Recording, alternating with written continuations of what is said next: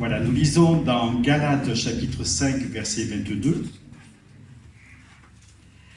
Le fruit de l'esprit, c'est l'amour, la joie, la paix, la patience, la bonté, la bénignité, qui a été traduite par la bienveillance quand Philippe l'avait développée, la bénignité, la fidélité, la douceur qu'Hélène avait développée. Et ce matin, je développe la maîtrise de soi. La maîtrise de soi n'est pas une œuvre morale. Je pense qu'il ne faut surtout pas confondre les choses de Dieu avec une morale humaine. On a des principes moraux. Je sais, quand j'étais enfant, à l'école primaire, on nous apprenait à avoir des principes moraux, etc. Ça existait à l'époque. En 1068, comme il était interdit d'interdire, donc on n'a pas foué toute morale, mais je trouve que c'était bien aussi, quand on apprenait aux enfants, avoir des principes de respect et de courtoisie à l'égard des autres. La maîtrise de soi n'est pas de la politesse, elle est simplement, ou plutôt parfaitement, un fruit de l'esprit. Le fruit de l'esprit, c'est une qualité de vie, un épanouissement intérieur dû à une communion avec le Saint-Esprit. On ne peut pas le créer de nous-mêmes, par nos propres efforts, en agissant de telle ou telle manière, bien que nous soyons aussi participants, mais dans la mesure où l'Esprit de Dieu travaille au fond de notre cœur et fait une œuvre, si vous voulez, intérieure, l'émergence de ce résultat sera le fruit de l'Esprit que j'ai lu il y a quelques instants, et notamment la maîtrise de soi. Le ministère de l'Esprit est destiné à nous parler de Jésus. Jésus disait, le Saint-Esprit ne parlera pas de lui-même, mais il parlera de moi. C'est son ministère, c'est son action. Il est pour nous comme un compagnon de route qui nous accompagne dans notre cheminement terrestre et qui en même temps nous apprend à porter les qualités de Jésus. Le péché a fait beaucoup de ravages dans l'être humain, mais la grâce de Dieu, par l'action de l'Esprit, va changer beaucoup de choses en nous et nous permettre ainsi de sortir de notre humanité, si je puis dire, pour acquérir de plus en plus de ce qui vient de Dieu. Alors, on verra ensemble plusieurs points. Premièrement, pourquoi est-il essentiel de porter ce fruit? Donc, je vais développer cela dans quelques instants. Nous verrons les circonstances où nous avons besoin de manifester ce fruit. On verra que la maîtrise de soi est le témoignage d'une force intérieure. C'est pas le Jedi et tout ça, la force en toi, non, c'est pas ça, ça n'a rien à voir. C'est plutôt une action de Dieu qui est donnée en nous, qui est faite en nous. Comment y arriver avant de conclure? Alors mon premier point, c'est pourquoi est-il essentiel de porter ce fruit?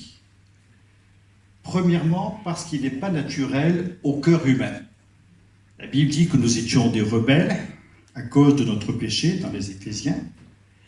Et la Bible nous dit que sans Dieu, l'homme est dans un péché qui va le dégrader par rapport à ses réactions, par rapport à ses attitudes et ses comportements. Deuxièmement, pourquoi est-il essentiel de porter ce fruit? Parce que sans lui, la porte est ouverte à l'ennemi de nos âmes. Le livre des Proverbes nous dit cela, celui qui ne sait pas se dominer est comme une ville démantelée qui n'a plus de remparts. Alors c'est vrai que les remparts dans nos villes, on n'en voit plus beaucoup. Je sais qu'il y a des vestiges là qui sont de l'autre côté. D'ailleurs, c'est pour ça que notre bâtiment est en zone classée historique, comme la gare, d'ailleurs, comme tout le machin qui est la gare, parce que c'est pas toujours très joli, et le bâtiment non plus, d'ailleurs le bâtiment n'est pas exceptionnel. Et par contre, il est en zone classée historique, tout simplement parce qu'il y a un tout petit bout de rempart qui est de l'autre côté de la voie ferrée, tu t'en souviens quand on avait fait des études, là, qui est de l'autre côté de la voie ferrée, et qui est classé historique, donc tout le quartier est classé historique. Si on ne sait pas se dominer, on est comme une ville qui n'a plus de rempart, c'est-à-dire qui est ouverte à l'ennemi, qui ne bénéficie d'aucune protection. Pourquoi est-il essentiel de porter ce fruit? Parce qu'il est une preuve de maturité spirituelle. Et Proverbe 14 a quelque chose de fabuleux à nous révéler. Celui qui garde son sang-froid fait preuve d'une grande intelligence, mais celui qui s'emporte rapidement étale sa sottise. Je vous la redis, celle-là. Celui qui garde son sang-froid fait preuve d'une grande intelligence, mais celui qui s'emporte rapidement étale sa sottise. L'éducation que j'ai reçue m'apprenait à crier avant d'écouter. Jusqu'au jour où j'ai réalisé que c'était parfaitement dégradant. Et que se mettre en colère, perdre son calme, autrefois je croyais que c'était une force de caractère, mais je me suis rendu compte que c'est une force de mauvais caractère. Alors si vous mettez en colère, si vous perdez votre calme, ne vous dites pas que vous avez un caractère exceptionnel, dites-vous que vous avez un sale caractère. Avoir du caractère, c'est même au contraire savoir se maîtriser. Et je pense qu'il est essentiel d'y arriver, non seulement pour nous chrétiens, mais aussi dans nos relations avec les autres. Et parfois on parle avant d'écouter, ça vous est jamais arrivé, bien sûr, mais moi ça m'est arrivé. On s'emporte avant de comprendre, ça ne vous arrive jamais, mais ça m'arrive aussi. Voilà. Et je me rends compte chaque fois que j'estime cela comme étant dégradant, de perdre son calme et de perdre son temps à crier comme un bœuf. Je pense à deux exemples. Par exemple, l'exemple de Jésus.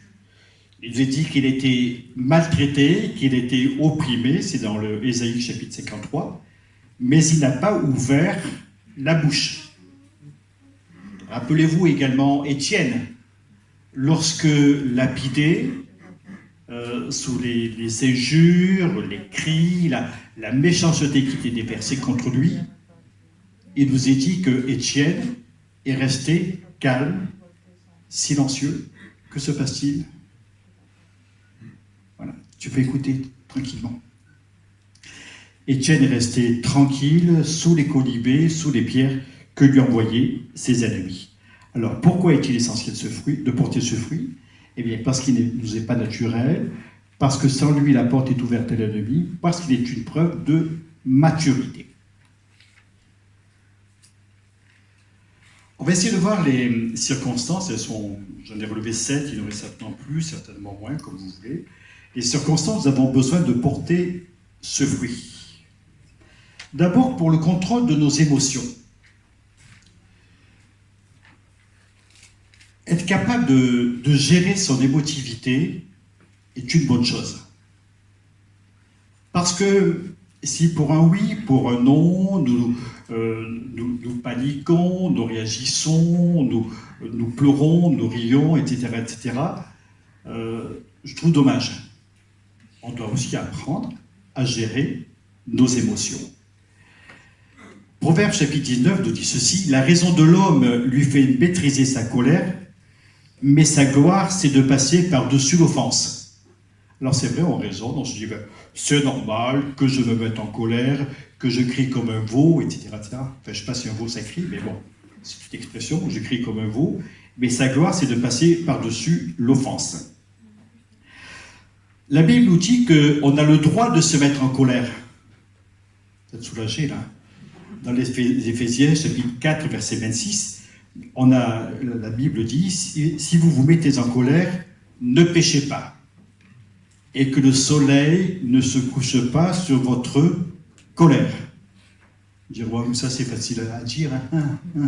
Toi tu es pasteur, donc c'est normal que tu arrives. En fait, je me suis rendu compte que si nous édictons ce principe de notre vie, et notamment au niveau du couple, avec Hélène, on a émis un principe, quand on s'est marié, jamais on ne se couche sans s'être réconcilié. Le lit, c'est le no-man's land. On ne se bat plus. On peut faire des tas de choses, mais on ne se bat plus dans le lit. On arrête de se crier après. On arrête de dire des méchancetés. C'est un endroit de repos, de calme, où le couple se retrouve. Mais se mettre en colère, en s'endormir, bon, c'est pas trop gagné, parce qu'en général, ça perturbe la nuit. mais que le soleil ne se couche pas sur la colère. Alors en ce moment, c'est facile, parce que le soleil se couche aux alentours de 22 heures, par là, je ne sais plus exactement vers quelle heure, donc c'est possible. En hiver, il se couche un peu plus tôt. Donc il vaut mieux essayer de se réconcilier un peu plus tôt. Qu'est-ce que vous en pensez? Et c'est ainsi que on va apprendre aussi à contrôler notre émotivité, et je pense que c'est une bonne chose. Pour le contrôle de nos pensées, maîtriser ses pensées, c'est un ordre de Dieu. C'est la liberté, c'est la garantie de notre liberté individuelle. Philippiens chapitre 4, verset 8, vous le connaissez, au reste frère, que tout ce qui est vrai, tout ce qui est honorable, tout ce qui est juste, tout ce qui mérite approbation, ce qui est vertueux et digne de louange, soit l'objet de vos pensées. Apprenons à penser à ce qui est beau, et non pas à penser à ce qui est nul, à ce qui nous fait du mal, à ce qui va encombrer notre esprit. Comment ça se fait qu'on entretienne tellement de mauvaises choses en nous? On se fait du mal avec ça. Vous avez remarqué? Et puis on est là, on se ronge, on se fait du mal. Quelque part, on se fait du mauvais sang, parce que je suis persuadé que le sang devient mauvais dans la mesure où on va mal digérer, on va mal assimiler les choses, et ça a des conséquences sur nous. Entretenir, contrôler notre pensée. Apprenons à penser à ce qui est supérieur. Pourquoi penser à ce qui est inférieur? Pourquoi penser à ce qui fait du mal? Pensez à ce qui est supérieur, à ce qui est élevé. Pensez à un beau coucher de soleil. Pensez à un beau morceau de musique, à un beau tableau. Pensez à un beau paysage. Pensez au visage de quelqu'un que vous aimez. Pensez à de bonnes choses. Au lieu d'entretenir notre pensée, de mauvaises pensées contre les autres, de rancune, et les entretenir et de les bichonner. D'ailleurs, j'ai remarqué qu'on bichonne mieux nos mauvaises pensées que nos bonnes pensées, donc sur le plan intérieur. Pour le contrôle de nos paroles, avez-vous remarqué que souvent nous disons « moi, je pense ce que je dis ». Non, plutôt « je dis ce que je pense ». Est-ce que quelqu'un l'a déjà dit dans l'assistance? Alors, si vous l'avez déjà dit, vous faites partie des 7 milliards d'habitants de la planète. C'est ça qui est remarquable. Tout le monde le dit. Moi, je dis ce que je pense. Bon, même si ça fait du mal, au moins j'ai dit, je suis franc. Vous avez déjà rencontré quelqu'un qui vous dit, je ne suis pas franc? Un jour, je téléphone un médecin qui avait des gros dépassements d'honoraires. Je lui dis, mais je ne comprends pas, vous faites le même travail que vos collègues, mais vous avez des gros dépassements d'honoraires. Il me dit, mais c'est normal, je fais du bon travail. Mais je dis, mais vous avez déjà rencontré quelqu'un qui vous dit qu'il fait du bon travail? Imaginez, vous allez voir un médecin, bon, ben moi je demande le tarif normal parce que je fais du mauvais travail. Vous avez déjà vu quelqu'un parler comme ça? Il serait fou, franchement. Moi qui dirais peut-être vraiment ce qu'il pense à ce moment. Peut-être que, au lieu de s'amuser à dire ce que nous pensons, si on apprenait d'abord à penser ce que l'on va dire. Je laisse mijoter ça. Ce coup bas là, je sais. Apprendre à penser ce que l'on va dire. Le réfléchir, le poser. Au lieu d'envoyer un pavé énorme dans une mare qui va éclabousser tout le monde, pensez ce que l'on va dire. Et certainement plus agréable pour ceux qui vont écouter. Notre bouche témoigne de ce qu'il y a dans notre cœur. Parce que des fois, vous voyez quelqu'un qui explose, et vous dites, oh là là, il y avait certainement des choses qui se passaient là. Également pour le contrôle de notre écoute. Le livre des Proverbes, décidément, il y a des bonnes choses dans les Proverbes. Il faudrait qu'on le supprime de nos Bibles, parce que c'est quand même décapant. Donc peut-être que ça nous gêne parfois. Celui qui réplique avant d'avoir bien écouté, aïe, aïe, aïe, aïe, aïe. Je continue? Accrochez-vous aux branches. C'est pas moi qui l'ai dit, hein, c'est la Bible, je ne fais que répéter. Celui qui réplique avant d'avoir bien écouté manifeste sa sottise et se couvre de honte. Wow, c'est violent ça. Mais est-ce que parfois, ce n'est pas précisément notre cas? Également le contrôle de ce qui est spirituel. C'est vrai que nous avons des sentiments profonds, des sentiments intérieurs. Et je suis persuadé d'une chose, c'est que la vie chrétienne, la vie de l'esprit, doit nous conduire à ce qui est équilibré. Et quand quelqu'un, sous l'impulsion de l'esprit, dira-t-il, perd son contrôle, se met à pleurer, rire, etc., des émotions très fortes, sans aucun contrôle, pour moi, quelque chose qui ne va pas. On ne voit aucun exemple où Jésus a perdu son contrôle sous l'action d'esprit. Quand il est devant la tombe de Lazare, alors j'ai lu dernièrement sur quelqu'un qui mettait sur son profil WhatsApp que Jésus, devant la tombe de Lazare, a pleuré de rage.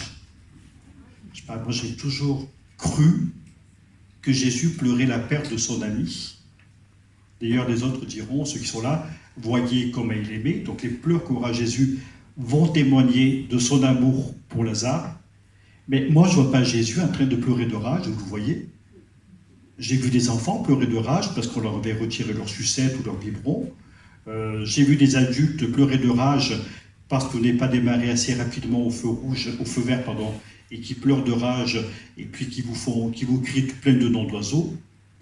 Ou d'autres qui vous faites un petit signe parce que le feu est passé au vert et peut-être vous souhaiteriez que la personne avance parce que vous souhaitez continuer à rouler, et qui vous regarde en vous disant que c'est normal qu'il ne passe pas et qu'il va faire une crise de folie, tout simplement parce que vous le regardez, vous lui faites un petit signe. Curieux la race humaine. Et je trouve qu'un chrétien ne doit pas perdre son calme. Surtout dans le domaine spirituel. Si vous mettez à baver, à hurler, crier n'importe comment, quand vous prophétisez, quand vous priez, quand vous avez une action d'esprit quelconque dans votre vie, il y a quelque chose qui est complètement déséquilibré. Et je peux vous garantir, ça vient de n'importe qui, mais pas de Dieu. Parce que le Dieu que je connais a le privilège de rester calme. D'ailleurs, la Bible nous dit qu'il se rit face à ses ennemis, il reste calme, il ne crie pas, il ne brise pas le roseau qui est cassé, il n'éteint pas le lumignon qui fume. Jésus est celui qui est toujours resté parfaitement calme. Pour le contrôle de notre corps, c'est aussi important d'avoir ce fruit de l'esprit. Voyez-vous, on est destiné à devenir des athlètes sur un plan spirituel. Et si quelqu'un n'arrive pas à gérer justement son propre corps, des fois des gens me disent « Oui, mais moi je ne peux pas jeûner, ça m'est impossible. » Je suis surpris lorsque j'entends parler d'individus qui vont faire des grèves de la faim de 10, 15, 20, 30 jours, 40 jours. D'autres même, je viens de prisonniers irlandais qui, dans les geôles anglaises, avaient fait une grève de la faim, ils en sont morts d'ailleurs. Donc n'importe qui peut se passer d'un repas. Si quelqu'un ne peut pas se passer d'un repas, c'est que soit il est malade, soit qu'il est malade. Enfin, parce qu'on peut avoir deux sortes de maladies. J'ai compris. Apprendre aussi à dompter, maîtriser notre corps. Et Paul dira dans 1 Corinthiens chapitre 6, verset 12, « Je ne me laisserai asservir par quoi que ce soit. » Et puis également, pour le contrôle de notre temps, je n'ai pas le temps. Vous savez que le temps, ça se gère. Comme l'argent, comme notre émotivité, comme notre vie, comme notre relation avec les autres. On est des gestionnaires aussi de notre temps. Alors, si vous passez votre temps à vous dire « j'ai pas le temps », ben c'est embêtant. Le jour, je parlais avec une de mes filles, je lui ai dit « tu sais, ma chérie, j'ai pas le temps ». Et elle dit « papa, tu n'as pas le temps ou tu ne prends pas le temps ?» C'est grosse quand même. Notre temps est extrêmement précieux. Nous sommes exhortés à le racheter, c'est-à-dire en faire un usage sage et utile. Alors, après avoir vu en quoi ce fruit de l'esprit est essentiel pour nous, j'aimerais simplement vous dire aussi qu'il témoigne d'une force intérieure. L'expression « la maîtrise de soi » signifie en hébreu « régner sur son souffle ». Ah, j'ai même mis le mot en hébreu. « Mochel Hura », qui signifie donc régner. La roi, c'est le souffle, c'est le mot qui est donné pour le mot esprit. Par exemple, dans Genèse chapitre 1er, verset 1er, l'Esprit de Dieu se mouvait à la surface des eaux. Eh bien, en hébreu, l'Esprit de Dieu, c'est la roi, qui signifie à la fois le souffle, l'esprit. Donc, Morel roi signifie maîtriser son souffle, régner sur son souffle. Vous remarquerez d'ailleurs que quand on est énervé, on est là, on respire. Il paraît qu'on retrousse le nez. Pour ça d'ailleurs qu'il nous est dit que le mot hébreu qui signifie patience, c'est le mot long des narines. Alors, si vous êtes long des narines, c'est plutôt flatteur, ça signifie que vous êtes très très calme. Régner sur son souffle, sur sa respiration, sur son esprit. Régner sur notre esprit. Le sens est très fort. Et cela va désigner le gouvernement total de notre vie. Dire, mais moi je suis incapable, j'arrive pas à maîtriser, c'est pas possible, c'est pas dans ma nature, et patati et patata. Si vous pouvez, parce que l'Esprit de Dieu va vous aider. Et ce qui nous est impossible en tant qu'individu est rendu possible par la puissance et la grâce de Dieu. Et puis alors là, cerise sur le gâteau, le mot Morel roi, alors vous le prononcez comme vous voulez, j'essaie de prendre l'accent hébraïque pour faire style, parle aussi d'intelligence, parce que le mot Morel, c'est le mot qui va désigner le livre des proverbes. Le livre des proverbes, c'est Moshe, Morel, donc c'est en parenthèse la même racine, donc ça signifie l'intelligence. Alors très vite, comment y arriver ?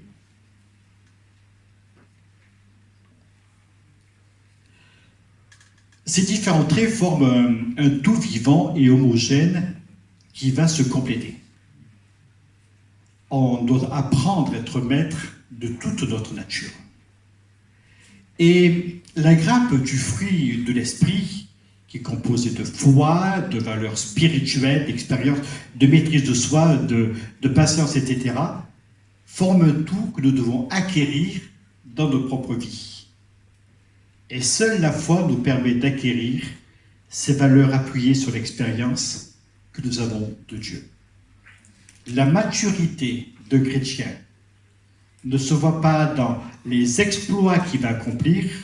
La maturité d'un chrétien se voit dans sa forme de caractère, dans sa manière de gérer les choses, et notamment sa relation avec les autres, avec Dieu, mais aussi avec lui-même. Et pour terminer et conclure, je vais le lire. Alors, il y a Donaghy qui a écrit un excellent bouquin sur le fruit d'esprit. Et il dira cela à un moment donné. Le mot qui désigne la maîtrise de soi révèle que par l'Esprit de Dieu, notre force intérieure de volonté est plus grande que toute force extérieure de tentation, de désir ou d'émotion. Vous avez d'ailleurs le droit de photographier la page.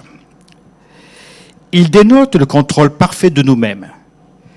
Une telle condition est vraiment enviable. Enseigner à un homme esclave de son égoïsme, de son péché, de sa nature, qu'il peut retrouver une force spirituelle, paraît être une moquerie cruelle. Mais l'enseignement du fruit de l'esprit est une bonne nouvelle. Christ en nous peut achever une œuvre dont nous ne pourrions jamais espérer l'accomplissement par nos propres forces. Une marche régulière avec lui transformera le plus faible à son image. Les hommes verront alors un peu de ce contrôle, de cet équilibre divin en toutes circonstances, qui a toujours été la marque du Fils de Dieu. Et puis, la conclusion sera là. nous appuyons non pas sur nos propres forces, mais sur celui qui est un sauveur parfait. Ce n'est pas de nous-mêmes qu'on va y arriver.